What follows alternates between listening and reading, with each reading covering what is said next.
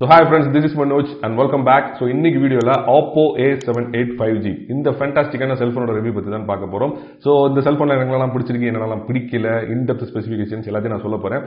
அதுக்கு முன்னாடி இந்த செல்போன் உங்களுக்கு வேணும்னா, அதாவது நான் கையில வச்சிருக்கிற இந்த பர்టిక్యులர் யூனிட்டே உங்களுக்கு வேணும் அப்படின்னா நீங்க கீழ வந்து என்னோட நம்பர் கொடுத்திருக்கேன், ஃப்ரெண்ட்ஸ் மொபைல்ஸோட நம்பரை நான் கொடுத்திருக்கேன். நீங்க ஃபோன் பண்ணலாம், இல்ல மெசேஜ் பண்ணி வாட்ஸ்அப் பண்ணி நீங்க கேட்டுக்கலாம். ஏன்னா ரொம்ப பேர் என்ன கேட்டுட்டே இருக்காங்க, 35,000 க்கு கீழ ஏதாவது ஃபோன் இருந்தா சொல்லுங்க, 20,000 க்கு கீழ ஃபோன் இருந்தா சொல்லுங்க, நீங்க இந்த ஃபோன் வச்சிருக்கீங்களா, இன்னும் இந்த ஃபோனை யூஸ் பண்றீங்க, இந்த ஃபோனை எனக்கு கொடுத்துருங்க, அந்த மாதிரி ரொம்ப பேர் கேட்குறீங்க.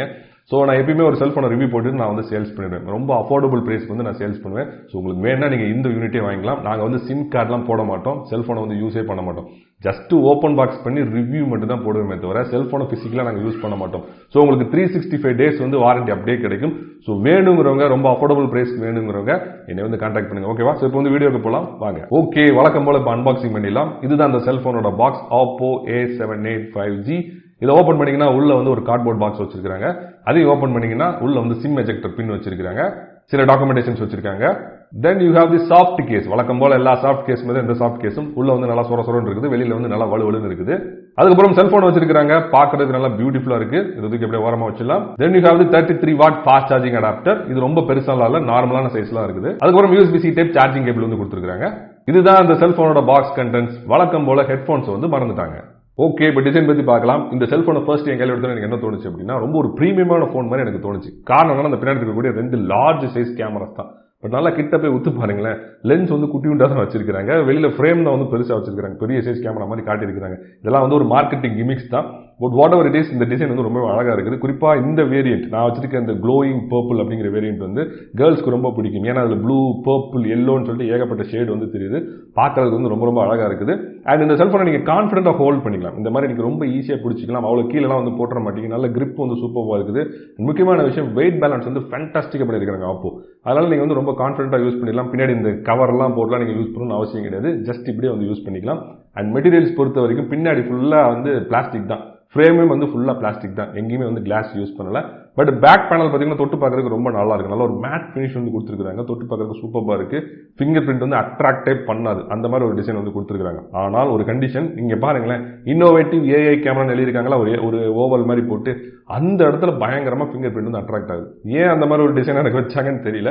அந்த இடத்துல மட்டும் ஃபிங்கர் பிரிண்ட் அட்ராக்ட் ஆகுது, மிச்சம் எங்கேயுமே வந்து அட்ராக்ட் ஆகல.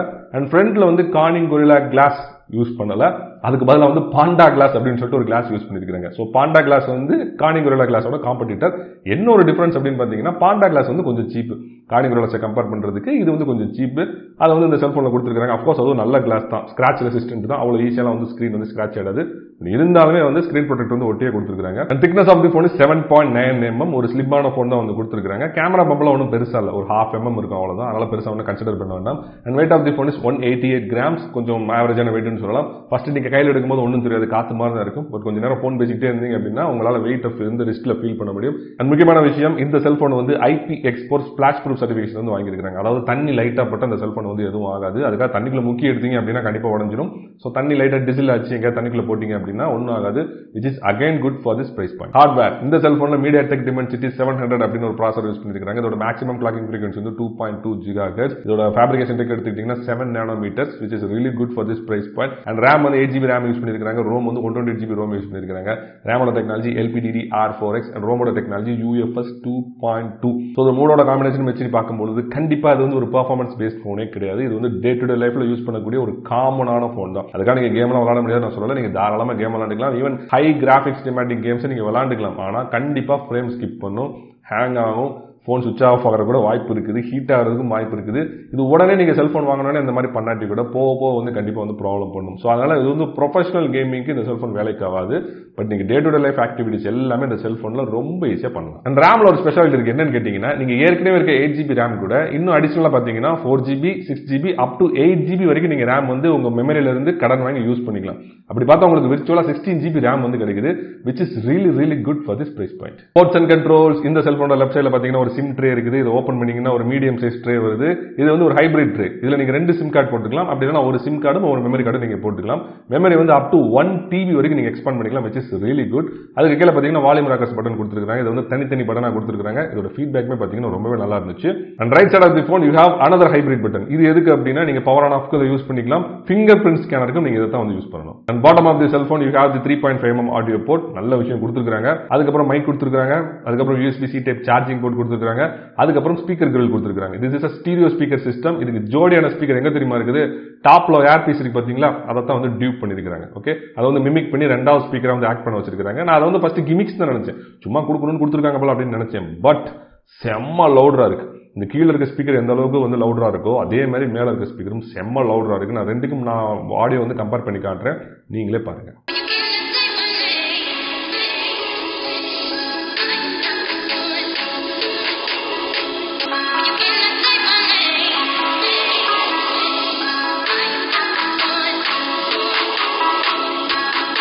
ஆடியோ கேட்டீங்களா? செம்ம லவுடரா இருக்கு. உண்மையிலே இந்த போனு, இந்த மொத்த போனுமே பயங்கர லவுடரா இருக்கு. அதுவும் ஒரு ரூம்ல நீங்க தனியா இருக்கும்போது கேட்டீங்கன்னா ரொம்ப நாய்ஸா இருக்கு. நான் எதாவது வந்து வால்யூம் வந்து குறைச்சிட்டேன். அதுக்குன்னு கரகரன்லாம் கேட்கல, நல்ல லவுடரா இருக்கு. ஸோ படம் பார்க்கறதுக்கு ஒரு ஃபேண்டாஸ்டிக்கான ஒரு ஃபோன், எக்ஸ்டர்னல் ஸ்பீக்கர் வந்து தேவையில்லை. ஓகே, நெக்ஸ்ட் டிஸ்பிளே பத்தி பார்க்கலாம். இந்த செல்போன்ல 6.56 inches LCD பேனல் வந்து கொடுத்துருக்காங்க. இதோட ரெசல்யூஷன் வந்து 720x1612 பிக்சல்ஸ். அது என்ன 1612 எனக்கு தெரியல, but whatever it is, this is HD plus panel. Full HD கிடையாது, HD பிளஸ் பேனல். இதோட பிக்சல் டென்சிட்டி வந்து 269 ppi.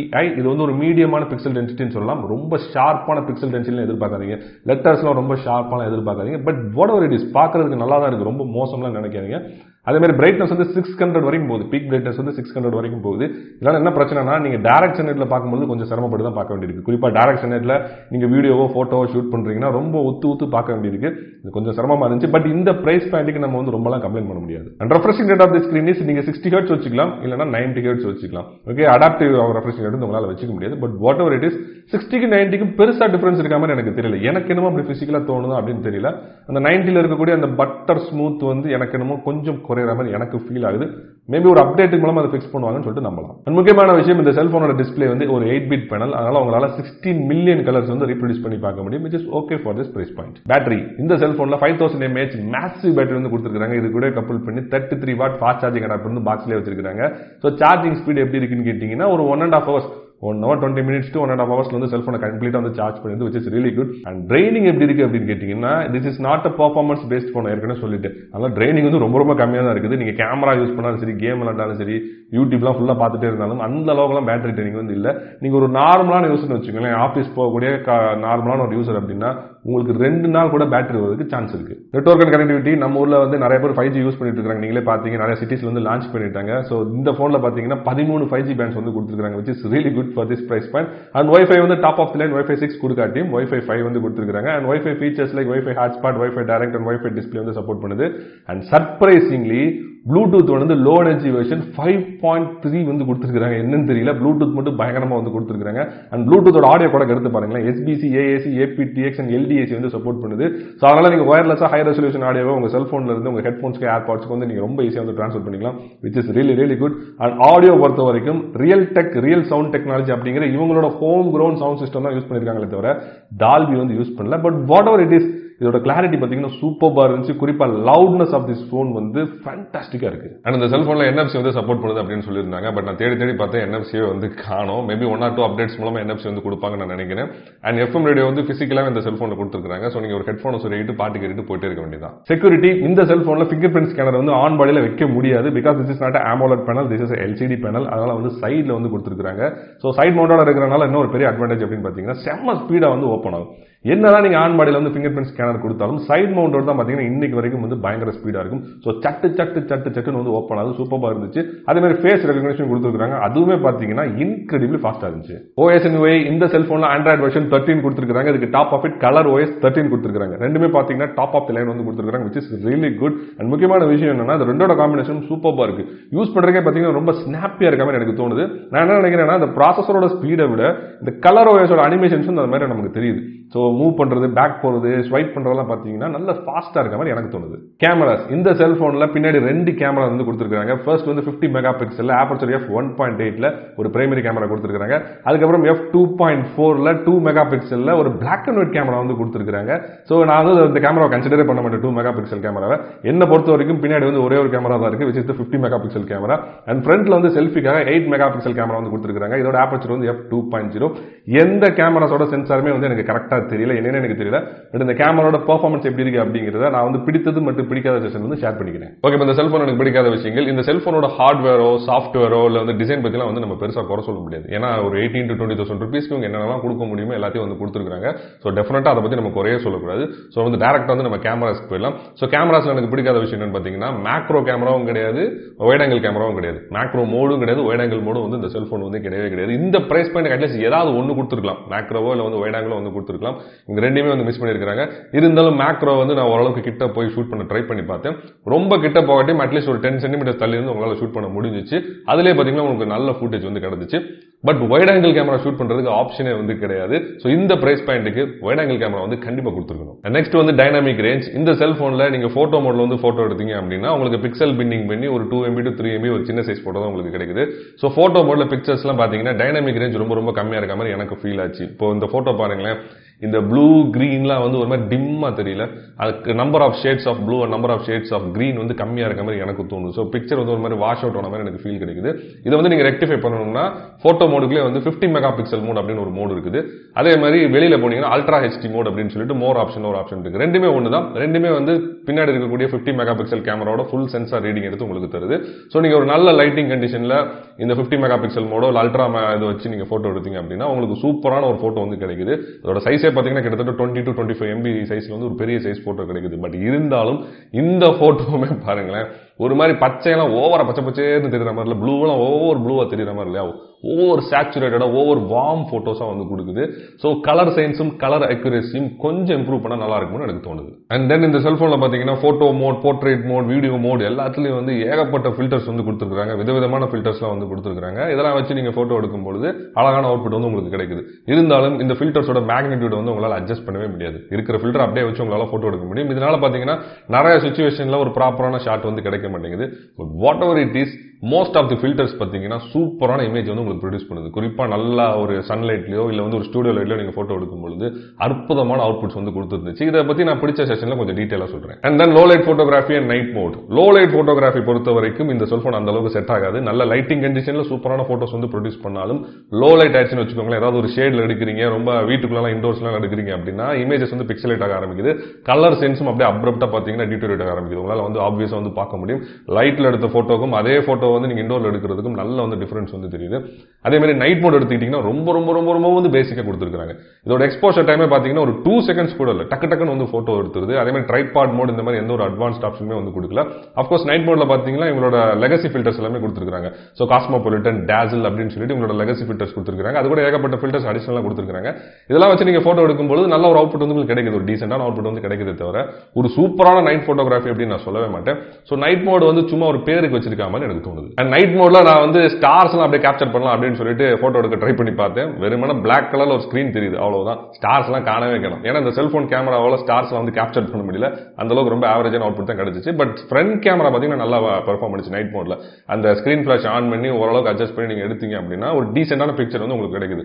சோ வெளிச்சமே இல்ல, போட்டோவே எடுக்க முடியாது அப்படிங்கிற சூழ்நிலையில கூட உங்களுக்கு ஒரு டீசென்டான போட்டோ கொடுக்குறது உண்மையில ஒரு நல்ல விஷயம் தான் நான் நினைக்கிறேன். And then slow motion. நீங்க ஸ்லோ மோஷன் அப்படியே ஆன் பண்ணி அப்படியே ஷூட் பண்ணிக்கலாம். ஃபில்டர்ஸ் அப்ளை பண்ண முடியாது, ஜூம்லாம் பண்ண முடியாது. அதை கூட விட்டு சொல்லுங்க, ஃப்ரேம் ரேட் அண்ட் ரெசல்யூஷன் காணவே காணும். சோ அவங்க வந்து 720p at 120 frames per second தான் கொடுக்குறாங்க. அதுல தான் நீங்க அப்படியே வந்து ரெக்கார்ட் பண்ணிக்க முடியும். சோ அவுட்புட் எப்படி இருக்கு அப்படின்னு கேட்டீங்கன்னா ரொம்ப ரொம்ப ஆவரேஜா இருந்துச்சு. கலர் சென்சிங்கிறது சுத்தமா கிடையாது. நீங்க பாருங்க, அப்படியே ஒரு மாதிரி வாஷ்ட் அவுட் ஆன மாதிரி ஒரு ஃபுட்டேஜ் வந்து கிடைக்குது. சோ அதோட கிளாரிட்டியுமே பாத்தீங்கன்னா ஒரு மாதிரி கொத கொதன்னு வந்து இருக்குது. அதே மாதிரி ஸ்லோ மோஷன் எஃபெக்ட்மே அப்பப்போ ஒவ்வொரு ஃப்ரேம் மைன்யூட்டா வந்து ஸ்கிப் பண்ணி நீங்க ஊத்து பார்த்தா உங்களுக்கு தெரியும். சோ ப்ராசஸிங் பவர் வந்து அந்த அளவுக்கு இல்ல அப்படின்னு சொல்லிட்டு நான் நினைக்கிறேன். சோ ஸ்லோ மோஷன் என்ன பொறுத்த வரைக்கும் below average. And then videography. நீங்க வீடியோகிராஃபி வந்து க்ளோஸ் ரேஞ்ச் சப்ஜெக்ட் வந்து ஷூட் பண்ணீங்க அப்படின்னா உங்களுக்கு எக்ஸலண்டான அவுட்புட் வந்து கிடைக்குது. கலர் சென்ஸ் பாருங்க சூப்பரா இருக்கு. பேக்ரவுண்ட் பிளரிங், நேச்சுரலாவே ஒரு ஆப்டிகல் பிளரிங் வந்து உங்களுக்கு கிடைக்குது. அதே மாதிரி ஃபுட்டேஜ் பாத்தீங்கன்னா நல்ல வந்து ஸ்மூத்தா இருக்குது, நல்லா செட்டில் டவுன் ஆயிருக்குது. அதே இது நீங்க லாங் ரேஞ்ச் சப்ஜெக்ட் ஷூட் பண்ணீங்கன்னு வச்சுக்கோங்களேன், இமேஜஸ்லாம் அது மாதிரி இந்த ஃபுட்டேஜ் வந்து ஒரு மாதிரி கொத கொதன்னு வந்து தெரியுது. கலர் சென்ஸ் அப்படியே டிராப் ஆகுது உங்களால பார்க்க முடியும். டைனமிக் ரேஞ்ச் இல்ல பாத்தீங்களா, ஒரு மாதிரி வாஷ்ட் அவுட் ஆகிற மாதிரி தெரியுதா. அதே மாதிரி ஓவர் ஷேட் ஆகுது, அங்கங்க வந்து ஓவர் ஷேட் ஆகுது. ஃபுட்டேஜ் வந்து ஒரு மாதிரி கொத கொதன்னு தெரியுது. அதே மாதிரி அல்ட்ரா ஸ்டெடி மோட் இல்ல ஸ்டெடி மோடுங்கிற ஒரு ஆப்ஷன் இந்த செல்போன் வந்து கிடையாது. அதனால நீங்க நார்மலா ஒரு வீடியோ ஷூட் பண்ணவே வந்து ஷேக்கியா தான் இருக்குது. நீங்க கண்டிப்பா ஒரு நல்ல ஃபுட்டேஜ் வேணும்னா டெஃபினட்டா you have to put the cellphone in the tripod. இல்ல அப்படின்னா ஃபுட்டேஜ் வந்து கொஞ்சம் ஷேக்கியா தான் இருக்குது. அதே மாதிரி ஃபோக்கஸிங் சிஸ்டம் வந்து உங்க எதுவுமே வந்து கொடுக்கல. ஐ ஃபோக்கஸிங்கோ இல்ல வந்து பாடி ஃபோக்கஸிங்கோ பாடி ட்ராக்கிங் இந்த மாதிரிலாம் வந்து உங்க எதுவுமே கொடுக்கல. டிஃபால்ட்டா வந்து ஃபேஸ் டிடெக்ஷன் ஆட்டோ ஃபோக்கஸ் மட்டும் வந்து கொடுக்குறாங்க. அது என்ன பண்ணுது அப்படின்னா உங்க ஃபேஸை சுற்றி ஒரு பாக்ஸ் மாதிரி போட்டு உங்களை வந்து ஃபோக்கஸ்லேயே வச்சிருக்குது. பட் அடிஷனலா ஏதாவது ஒரு ஃபோக்கஸிங் சிஸ்டம் வந்து கொடுத்துருந்தாங்க அப்படின்னா கொஞ்சம் வந்து சந்தோஷப்பட்டிருப்பேன். ஓகே, இந்த செல்போன் எனக்கு பிடிச்ச விஷயங்கள் நம்பர் 1 பாத்தீங்கன்னா இந்த செல்போனோட மல்டிமீடியா சிஸ்டம் ஒரு நல்ல பெரிய சைஸ் டிஸ்பிளே வந்து கொடுத்துருக்காங்க. இது கூட கப்பல் பண்ணி சூப்பரான ஒரு ஆடியோ டெக்னாலஜி கொடுத்துருக்காங்க. நான் ஏற்கனவே ஆடியோல வந்து உங்களுக்கு ப்ளே பண்ணி காட்டியிருந்தேன். ரொம்ப லவுடான ஒரு ஆடியோ இருக்குது. சவுண்டோட குவாலிட்டியுமே பாத்தீங்கன்னா சூப்பரா இருக்கு. ஸ்டீரியோ ஸ்பீக்கர் சிஸ்டம் வந்து கொடுத்துருக்காங்க. அண்ட் 4K மூவிஸ்ல உங்களால வந்து அந்த அளவுக்கு ப்ளே பண்ண முடியாது. நான் நிறைய மூவிஸ் வந்து 4K ட்ரை பண்ணி பார்த்தேன்.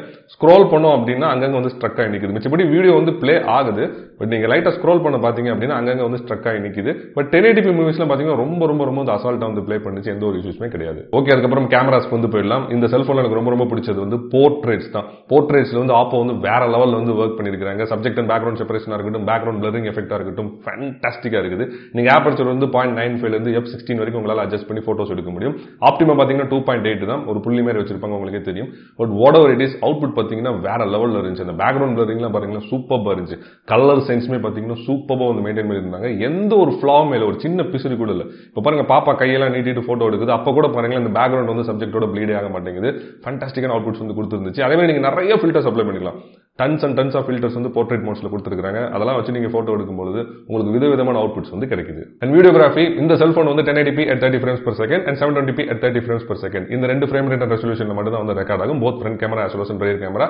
ரொம்ப வந்து சிம்பிளா கொடுத்துருக்காங்க. 60 frames per second வந்து கொடுக்கல. But whatever it is, நான் ஏற்கனவே சொன்ன மாதிரி நீங்க க்ளோஸ் ரேஞ்ச் சப்ஜெக்ட்லாம் ஷூட் பண்ணீங்கன்னா சூப்பரான அவுட்புட் வந்து உங்களுக்கு கிடைக்குது. லாங் ரேஞ்ச் சப்ஜெக்ட் ஷூட் பண்ணீங்கன்னா ஆவரேஜான அவுட்புட் தான் உங்களுக்கு கிடைக்குது. இதுதான் வந்து இப்போதைக்கு ஸ்டோரி. அண்ட் அது போக வீடியோ மோட்ல பாத்தீங்கன்னா you can apply lot of filters. ஏகப்பட்ட ஃபில்டர்ஸ் வந்து கொடுத்துருக்காங்க.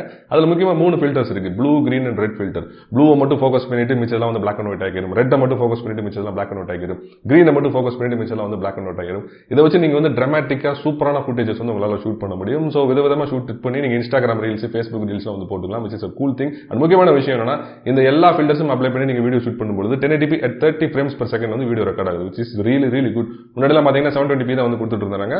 இப்போ வந்து கொஞ்சம் அப்கிரேட் பண்ணி 1080p வரைக்கும் கொடுத்துருக்காங்க. which is really cool. ஒரே ஒரு இடத்துல மட்டும் தான் அந்த செல்போன் வந்து 720p ல வந்து ரெக்கார்ட் ஆகுது. எப்போ அப்படின்னா, நீங்க பியூட்டியோ இல்ல ரீடச்சோ அப்ளை பண்ணி வீடியோ எடுத்தீங்க அப்படின்னா, அதாவது உங்க மூஞ்சில வந்து பொம்மை மாதிரி ஆக்கி நீங்க வீடியோ எடுக்கணும் ட்ரை பண்ணீங்கன்னா, அப்ப மட்டும் 720p at 30 frames per second வந்து ரெக்கார்ட் ஆகுது. வழக்கம் போல அதோட கிளாரிட்டி பாத்தீங்கன்னா கொஞ்சம் ஆவரேஜா தான் இருக்கு. அண்ட் வந்து டைம் லாப்ஸ், நீங்க டைம் லாப்ஸ் வந்து 1x ல இருந்து 10x வரைக்கும் ஜூம் பண்ணி வீடியோ எடுத்துக்கலாம். அதே மாதிரி 10x ல இருந்து 960x வரைக்கும் ஸ்பீட் வந்து அட்ஜஸ்ட் பண்ணி நீங்க வீடியோ ஷூட் பண்ணிக்கலாம். அண்ட் கிளாரிட்டி பாத்தீங்கன்னா 1080p at 30 frames per second வந்து வீடியோ ரெக்கார்ட் ஆகுறதுனால கிளாரிட்டி வந்து சூப்பரா இருந்துச்சு. அப்கோர்ஸ் இந்த வீடியோ கூட நீங்க பாருங்களேன், நான் சன்செட் ஆகும்போது ஈவினிங் டயத்துல ஒரு லோ லைட் டயத்துல நான் வந்து இந்த வீடியோ எடுத்திருந்தேன். அப்பயுமே பாத்தீங்கன்னா அந்த வீடியோ வந்து சூப்பரா வந்துருந்துச்சு. அந்த ஸ்லோ மோஷன், ஐ மீன் அந்த டைம் லாப்ஸ் எஃபெக்ட்டா இருக்கட்டும், வீடியோ கிளாரிட்டியா இருக்கட்டும், கலர் சயின்ஸா இருக்கட்டும், சூப்பரா இருந்துச்சு.